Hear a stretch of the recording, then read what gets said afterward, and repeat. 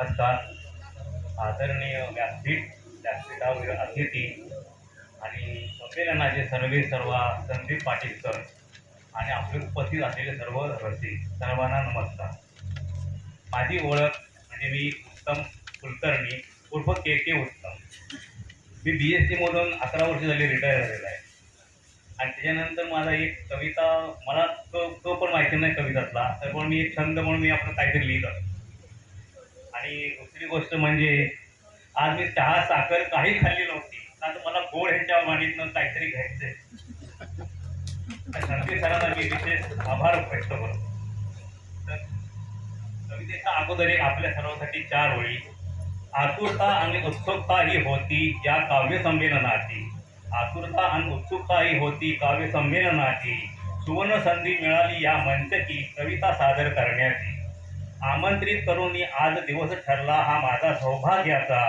आठवणीत राहील हे काव्य संमेलन. आभारी मी आहे संदीप पाटील सरांचा. कवितेचं शीर्षक अर्थात बापच आहे. बाप हा बापच असतो, मुलांच्यासाठी मात्र तो सर्वस्वच असतो. बाप हा बापच असतो, मुलांच्यासाठी मात्र तो सर्वस्वच असतो. परिवारासाठी तो एक आधारस्तंभ असतो. वडाच्या झाडाप्रमाणे तो सावली देणारा असतो. कुटुंबासाठी दिवस रात्र एक करणारा असतो. बापाचे हृदय आणि प्रेम जरा वेगळेच असते. बापाचे हृदय आणि प्रेम जरा वेगळेच असते. ते कधी कोणाला दिसते ना कळते ना समजते. चालताना ठेस लागली की पटकन आई तोंडी उच्चारतो. चालताना ठेस लागली की पटकन आई शब्द हा उच्चारतो.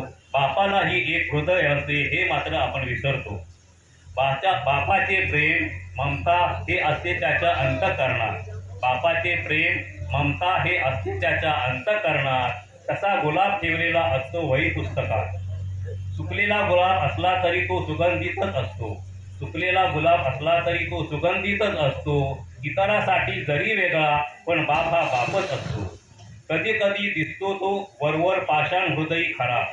कधी कधी दिसतो तो वरवर पाषाण हृदयी खरा.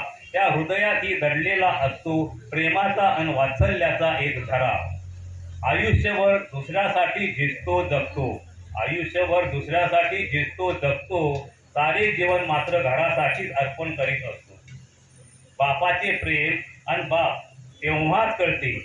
बापाचे प्रेम आणि बाप तेव्हाच कळते जेव्हा तो या जगात नसतो.